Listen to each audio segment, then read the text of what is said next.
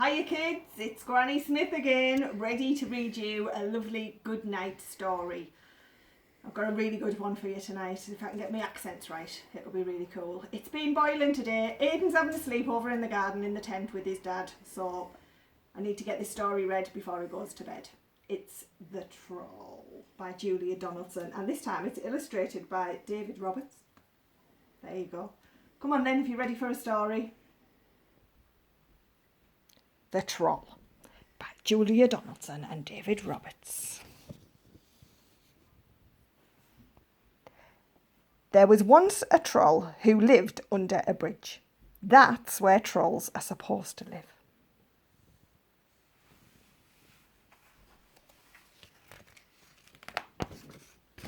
Meanwhile, far out to sea, there were some pirates who lived in a ship.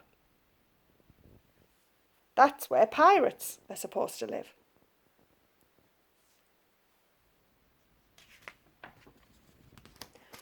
Trolls are supposed to eat goats, but no trolls ever came trip-trapping over this troll's little bridge, so he ate fish instead. But one morning, he heard a faint noise on his bridge. Up he popped. And he said what trolls are supposed to say. "Who's that trip-trapping over my bridge?" "I'm not trip-trapping, I'm scuttling," said a tiny black creature. "And I'm a spider." "Oh, bother! I thought you were a goat," said the troll. "No, goats have fur," said the spider.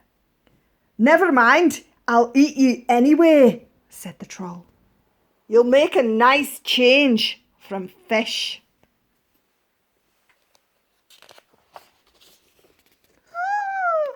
"Oh, please don't eat me," said the spider. "Why don't you go further down the river to the next bridge? It's a much better bridge for goats." "Oh, all right then," said the troll. So he packed up his frying pan and his cookery book, and off he strode.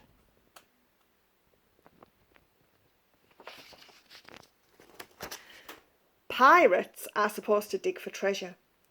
These pirates had a map with a rhyme on it. "Between the palm tree and the rocks, 6 foot deep, lies a treasure box." They sailed and they sailed until they reached an island. "This is the spot," said Handkerchief. "Start digging."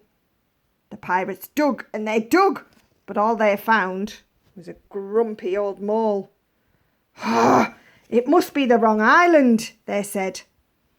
All that digging had made them hungry. It was Ben Buckle's turn to do the cooking. He cooked a fish pie. "That looks yummy, doesn't it?" "It's soggy," said Percy Patch. "It's slimy," said Peg Polkadot.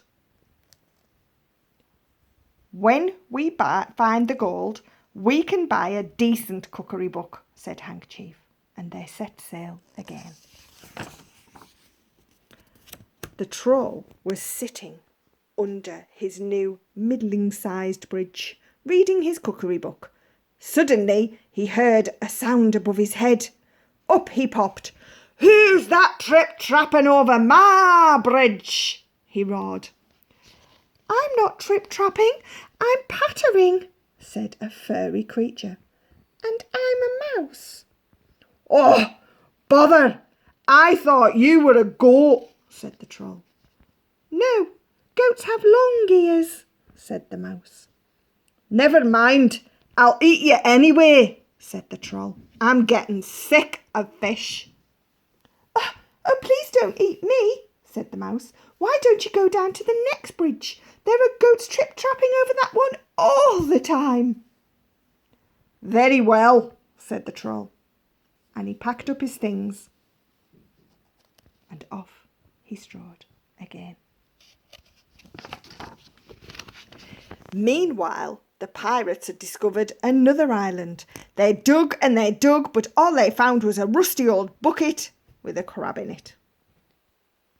It's the wrong island again, they said. That night, Percy Patch did the cooking. He cooked fish soup. It's bony, said Ben Buckle. It's briny, said Peg Polkadot. If we find the gold, we could pay for a proper cook, said Handkerchief.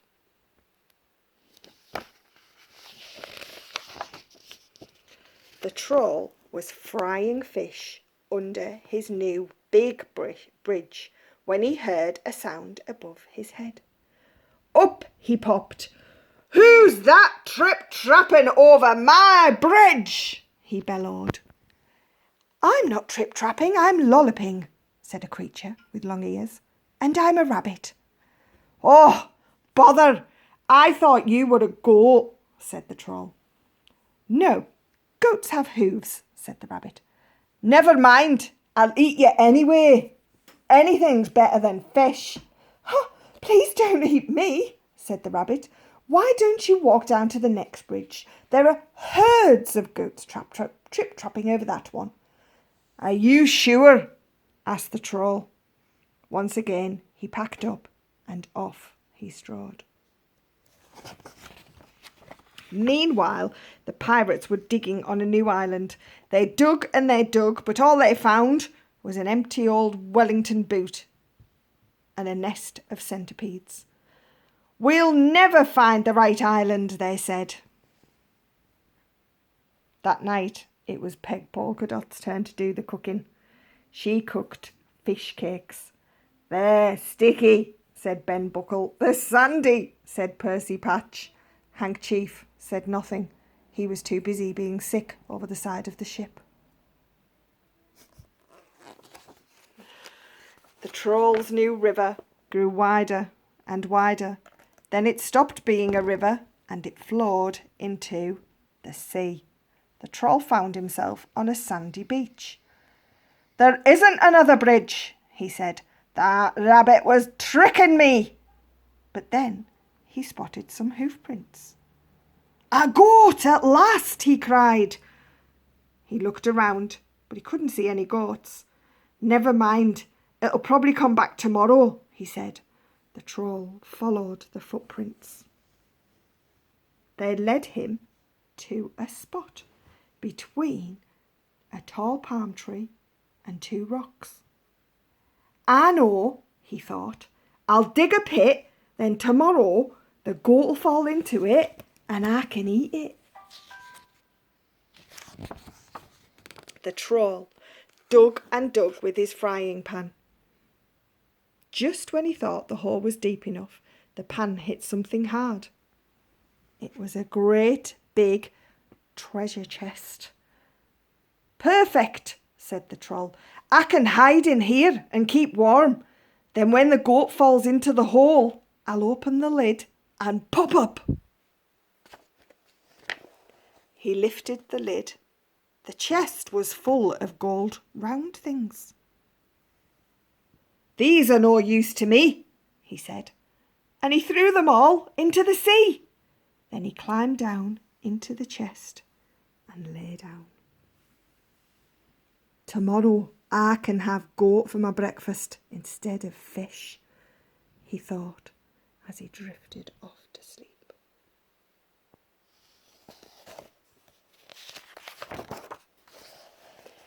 It was dark when the pirates arrived at the next island. "This is the spot," said Handkerchief. "But somebody's been digging here already," said Ben Buckle. "Don't say that they've found the treasure before us," said Percy Patch. "No, look, it's here," said Peg Polkadot. The chest was heavy.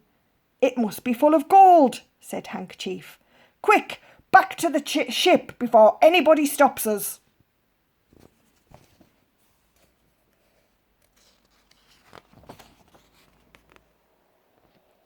The Troll was woken by a loud bang. "That's my breakfast falling into the hole," he thought. But why was the chest heaving and swaying? And why was the lid opening? Surely goats couldn't open lids. The lid opened wide, and staring down at the Troll were 4 angry pirates. "Where's the gold?" shouted Handkerchief. "I threw it into the sea," said the Troll. "The plank! The plank!" yelled Ben Buckle and Percy Patch. "Make him walk the plank!" Oh, poor Troll. The next second, the pirates were pushing him onto it. "Who's that trip-trapping over my plank?" jeered Handkerchief. "I'm not trip-trapping, I'm shuffling," said the Troll in a very small voice. "And I'm a troll." He reached the end of the plank. His knees were knocking. "Jump!" yelled the pirates.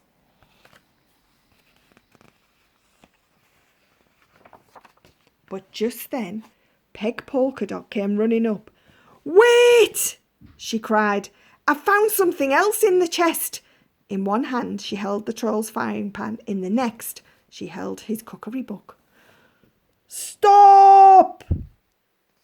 yelled Handkerchief. He looked at the Troll in a new way. "Can you cook?" he asked. "Yes," said the Troll, and "Yes!" shouted the pirates. "Then you can stay," said Handkerchief. "Thank you," said the Troll, and he shuffled back along the plank. "When shall I start?" "Now," said Handkerchief. The pirates showed the Troll the ship's kitchen. The Troll grinned.